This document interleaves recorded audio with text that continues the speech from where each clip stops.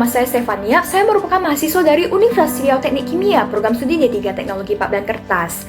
Nah, pada video kali ini saya akan membahas mengenai 5S. 5S ini merupakan salah satu bagian dari kajian yang berasal dari Jepang. Nah, kajian ini terdiri dari dua kata, yakni Ka yang berarti perubahan dan Jen yang berarti bagus.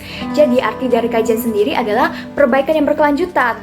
Nah, 5S ini dikemukakan oleh Toyota Motor Corporation dan mulai diperkenalkan di Indonesia pada Mei 1991 dengan diundangnya Mr. Yasushi Fukuda oleh Pusat Produktivitas Nasional. Nah, untuk lebih jelas, mari kita saksikan video berikut. Jangan di-skip ya. Nah, video kali ini kita akan membahas mengenai 5S. Lalu, apa sih itu 5S? 5S merupakan sebuah konsep penataan lingkungan kerja yang berfokus pada kebersihan dan efisiensi tempat kerja, standarisasi prosedur kerja, mengeliminasi segala sesuatu yang tidak diperlukan, serta secara bersamaan meningkatkan kualitas hasil kerja dan safety. Nah, 5S ini terdiri dari Seiri yang berarti ringkas, kemudian Seiton yang berarti rapi, lalu Seiso yang berarti resi, dan Seiketsu yang berarti rawat, dan yang terakhir adalah Shitsuke yang berarti rajin. Nah, selanjutnya adalah alasan mengapa kita memerlukan 5S. Yang pertama yaitu untuk meningkatkan kinerja supaya kita lebih mendapatkan keuntungan. Kemudian yang kedua untuk memudahkan kita menemukan suatu barang. Lalu yang ketiga tempat kerja kita itu terlihat lebih luas. Nah, yang keempat yakni waste-nya itu mudah dikenali. Dan yang kelima yakni sistem standarnya itu mudah dipahami dan juga terlihat jelas. Nah, dengan adanya 5S ini, maka tempat kerja kita ini akan aman, kemudian tidak ada penundaan dan juga tidak ada kecelakaan. Lalu akan meningkatkan produktivitas dan efisiensi dari pekerjaan kita. Nah, selanjutnya adalah keuntungan dari menjalankan 5S. Yang pertama yaitu meningkatkan kualitas, yang kedua meningkatkan safety, kemudian yang ketiga menurunkan biaya, lalu yang keempat meningkatkan produktivitas, dan yang terakhir adalah meningkatkan image dari perusahaan. Kemudian ada kendala dalam penerapan 5S ini. Yang pertama yaitu karena tidak paham akan arti pentingnya 5S ini. Kemudian 5S ini merupakan perubahan perilaku atau habit, bukannya sistem. Jadi akan ada sedikit kendala dalam penerapan 5S ini karena habit setiap orang itu berbeda-beda. Kemudian yang ketiga yakni tidak ada semangat kerja keras. Lalu yang keempat melupakan yang mudah. Lalu yang kelima yaitu terlalu berorientasi terhadap hasil dan tidak ada kerjasama tim. Kemudian kurangnya dukungan dari manajemen. Nah, lantas apa sih komitmen dari 5S? Komitmen dari 5S yang pertama yaitu setiap sampah akan menuju tempatnya. Kemudian yang kedua, mengembalikan setiap peralatan pada tempatnya. Lalu yang ketiga, membersihkan setiap tumpahan dengan segera. Lalu yang keempat, membersihkan area kerja pada saat jam kerja. Dan yang kelima, menjaga meja kerja agar tetap bersih. Kemudian yang keenam, menyimpan setiap dokumen dengan segera pada tempatnya. Lalu yang ketujuh, membersihkan setelah melakukan perbaikan. Kemudian yang kedelapan, memprinsipkan bahwa 5S ini merupakan bagian dari tugas saya. Lalu 5S ini akan saya pelajari, saya lakukan, saya ukur, dan saya tingkatkan. Nah, selanjutnya kita akan membahas satu-satu bagian-bagian dari 5S ini. Yang pertama yaitu Seiri atau ringkas. Nah, kata kunci dari Seiri atau ringkas ini adalah singkirkan semua alat-alat yang tidak kita butuhkan dalam proses kerja dan hanya meletakkan alat-alat yang kita butuhkan saja dalam proses kerja itu di atas meja kerja kita ataupun di area kerja kita.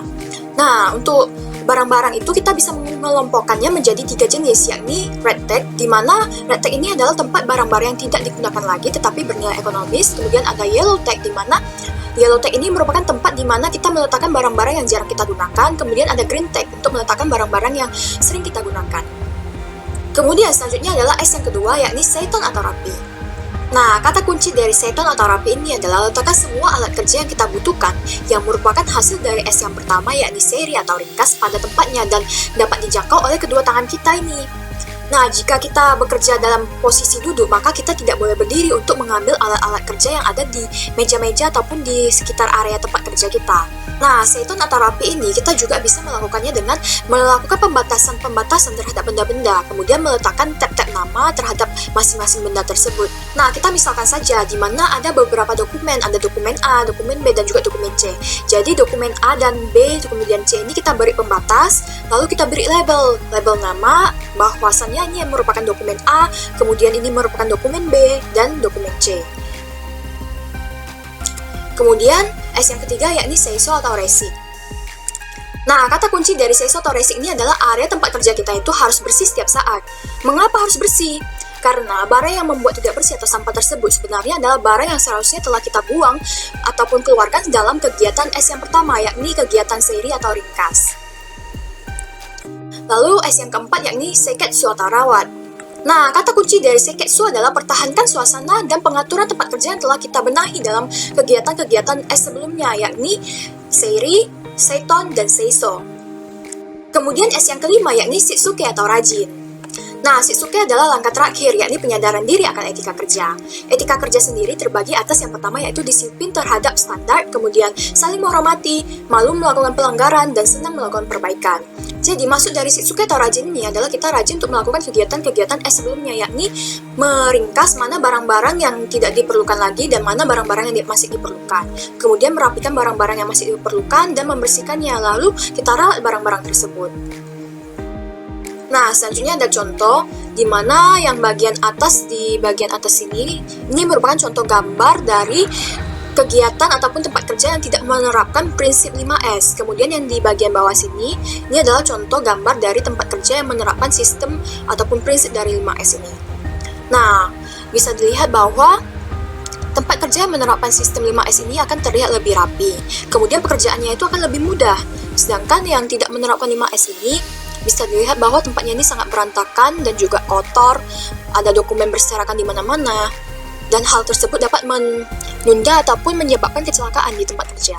Nah, kemudian ada gambar di mana gambar yang sebelah kanan ini merupakan gambar dari tempat kerja yang telah menerapkan sistem 5S.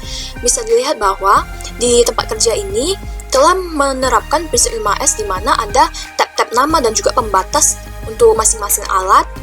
Jadi akan terlihat lebih rapi dan juga lebih bersih dan memudahkan pegawai untuk menemukan barang.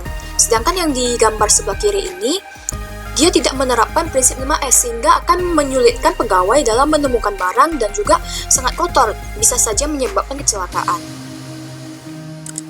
Nah, ini juga ada gambar di mana gambar yang sebelah kanan ini merupakan gambar dari tempat kerja yang telah menerapkan prinsip 5S. Ini merupakan tempat penyimpanan, terlihat lebih rapi, sedangkan yang di sebelah kiri ini sangat berantakan tempat penyimpanannya karena tidak menerapkan prinsip dari 5S. Nah, untuk lebih jelas, mari kita saksikan video berikut.